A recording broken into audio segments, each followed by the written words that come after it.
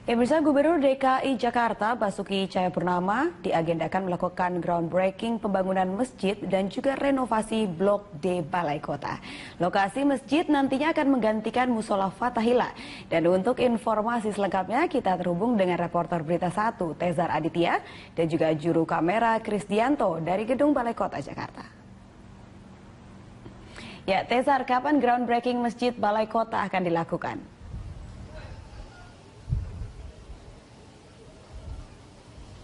Ya Ira, memang nanti siang sekitar pukul 1 waktu Indonesia Barat, Gubernur DKI Jakarta Basuki Cahayapurnama rencananya akan melakukan peresmian atau groundbreaking dari masjid yang terletak di Blok D Balai Kota Jakarta.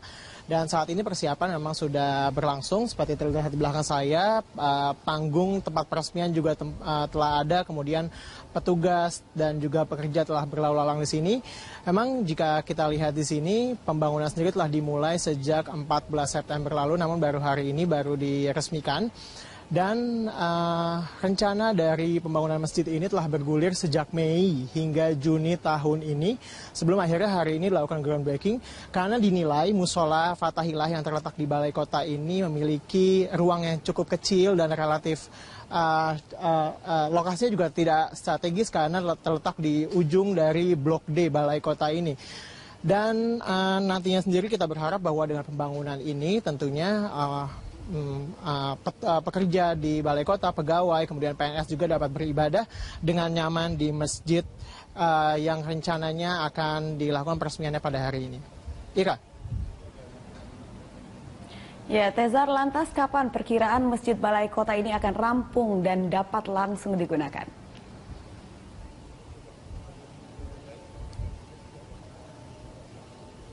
Ya Ira, dari informasi yang kami dapat bahwa rencananya pada Desember 2015 masjid ini sudah dapat digunakan. Berarti jika kita hitung masjid ini pembangunannya hanya dibangun dalam jangka waktu beberapa bulan saja. Dan nantinya masjid ini dibuat dengan cukup megah dengan desain yang terlihat seperti di layar kaca Anda. Nantinya walaupun lokasinya sama dengan letak musola yang lama di Balai Kota ini, namun masjid ini dibuat dengan cukup megah dengan lantai 2 sehingga masjid ini dapat terlihat dari luar area Balai Kota. Dan sebelumnya para pegawai di Balai Kota dan juga PNS di Balai Kota ini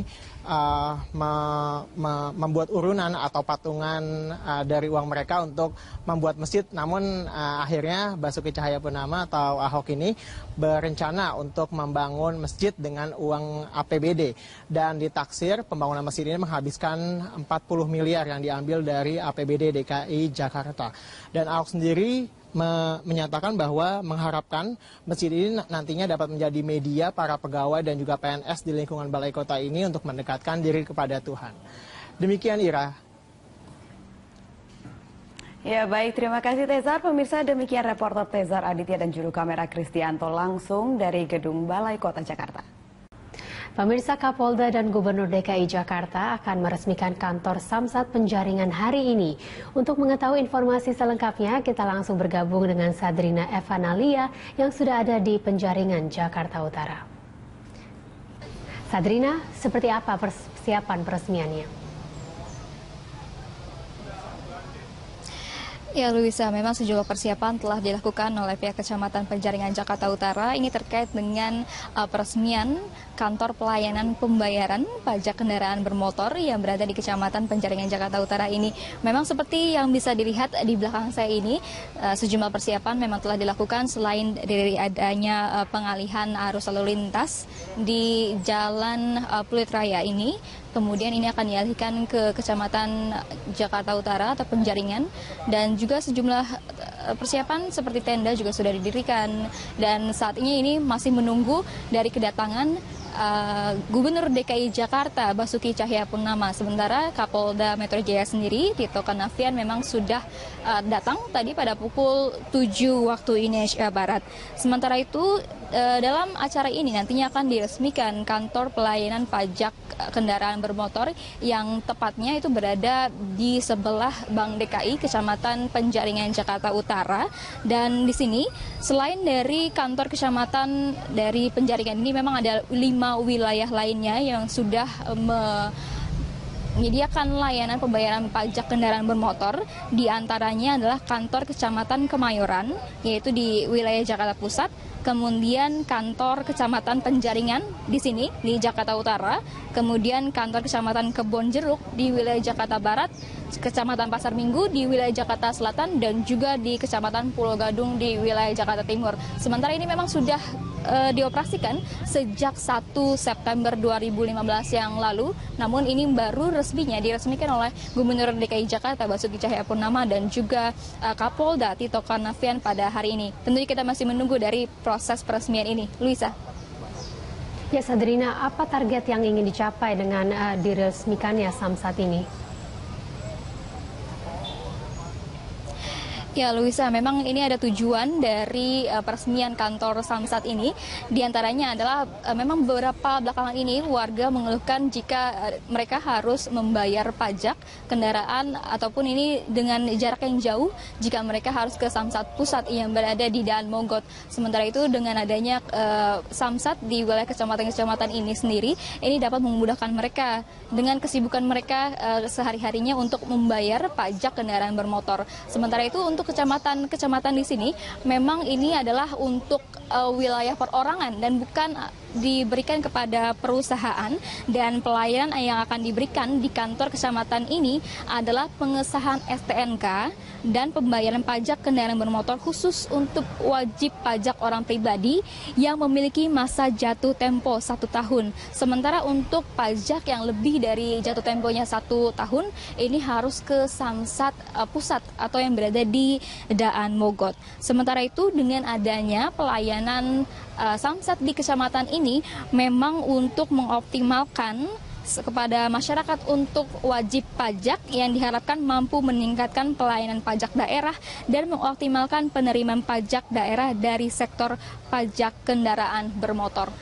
Untuk itu, Luisa, dengan adanya peresmian ini memang diharapkan dengan banyaknya warga yang nantinya akan membayarkan pajak-pajak mereka di sini tentunya akan mendapat pendapatan dari pemerintah DKI Jakarta, dan tentunya ini juga dilihat dari antusiasme para warga untuk membayar pajak.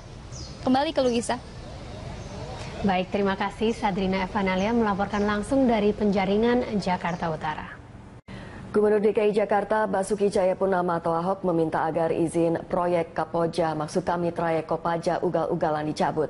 Pernyataan itu dipicu insiden bus Kopaja menabrak sepeda motor di kawasan Buncit, Jakarta Selatan hingga menewaskan 2 orang. Ahok mengatakan ia sudah meminta Dinas Perhubungan DKI mencabut izin operasi bus Kopaja yang menabrak hingga tewas 2 orang Rabu kemarin. Ahok menegaskan bus Kopaja ugal-ugalan seharusnya tidak lagi beroperasi di Jakarta. Pemprov DKI Jakarta akan menambah bus baru untuk melayani transportasi warga Jakarta dengan didukung sopir bus yang digaji setiap bulan.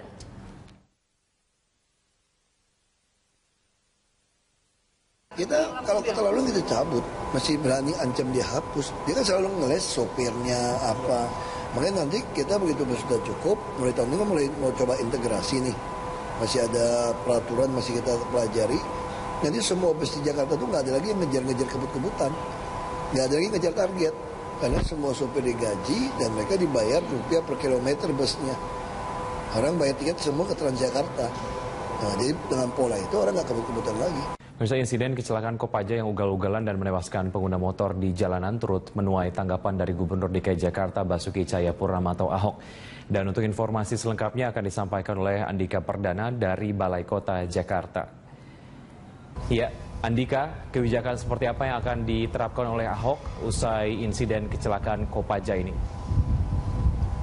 Pemerintah Provinsi Jakarta untuk mencegah dan menghindari terulangnya insiden Kopaja ugal-ugalan yang kemarin menewaskan 2 orang di Buncit, Jakarta Selatan merupakan bagian dari rencana besar pemerintah Provinsi Jakarta secara makro untuk nanti menerapkan sistem transportasi terintegrasi di bawah satu manajemen pengelolaan dengan bergabung dengan manajemen yang sama dengan Transjakarta, termasuk juga Kopaja yang nanti akan berbarengan dengan operasional Transjakarta ini dicegah beberapa hal yang diharapkan tidak terulang lagi, seperti ada kejadian tertabraknya warga Jakarta karena ada beberapa sarana di bus kota yang tidak memenuhi standar, seperti tidak ada speedometer ataupun sistem pengereman yang selama ini ditemukan dan banyak terjadi karena dalam kondisi tidak baik sehingga terjadi banyak kecelakaan, dan kembali terjadi kecelakaan yang menewaskan 2 orang di kawasan Jakarta Selatan.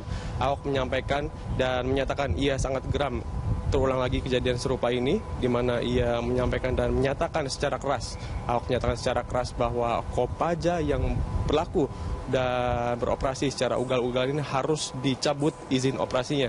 Ia mengaku telah meminta dinas setempat untuk menghentikan izin trayek Kopaja yang dikemudikan secara ugal-ugalan, karena ini untuk mencegah dan memastikan bahwa pelayanan transportasi di Jakarta ada nyaman dan aman bagi warga Jakarta. Wiki. Dika, bicara soal realisasi dari kebijakan yang kemudian akan diambil oleh Gubernur DKI Jakarta, Ahok, apa langkah ke depan yang akan dilakukan oleh Ahok untuk memperbaiki kualitas Kopaja di ibu kota Jakarta?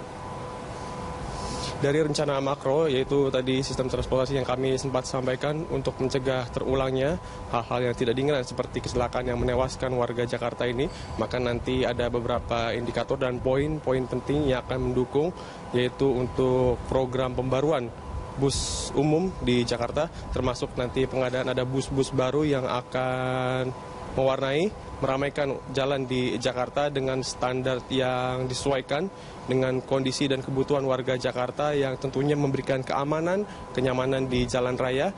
Yang pertama, ia menyampaikan bahwa Oktober nanti akan mulai diberlakukan dan diuji coba di tahun ujung 2015 ini, bahwa nanti akan ada seperti sistem rupiah per kilometer yang ini diterapkan untuk mencegah tidak ada lagi sistem setoran yang ini menyebabkan juga adanya aksi kebut-kebutan untuk kejar setoran yang biasa dilakukan oleh supir bus. Dan selain tadi sistem rupiah per kilometer ini, ada disampaikan oleh Ahok bahwa sistem ini diharapkan dan ia mengklaim bahwa ini memberikan tarif yang juga lebih terjangkau bagi calon penumpang bus. Dan tentu sarana lain seperti yang telah disampaikan oleh Ahok, ada nanti integrasi bus Kopaja dengan Transjakarta ini yang memerlukan sarana prasarana pendukung dengan bus-bus baru yang sesuai standar. Seperti apa pernyataan Ahok? Berikut adalah pernyataan Basuki Cahayapurnama. Kalau kita lalu kita cabut, masih berani ancam dia hapus. Dia kan selalu ngeles sopirnya apa. Makanya nanti kita begitu sudah cukup, mulai tahun ini mau coba integrasi nih. Masih ada peraturan, masih kita pelajari. Nanti semua bus di Jakarta tuh nggak ada lagi ngejar-ngejar kebut-kebutan. Nggak ada lagi ngejar target, karena semua sopir digaji dan mereka diberi rupiah per kilometer busnya. Orang bayar tiket semua ke Transjakarta. Nah, jadi dengan pola itu orang nggak kebut-kebutan lagi. Wiki. Baik, terima kasih Dika. Selamat bertugas kembali. Pemirsa, reporter Andika Perdana dan juru kamera Budi Manurung melaporkan langsung dari Balai Kota Jakarta Pusat.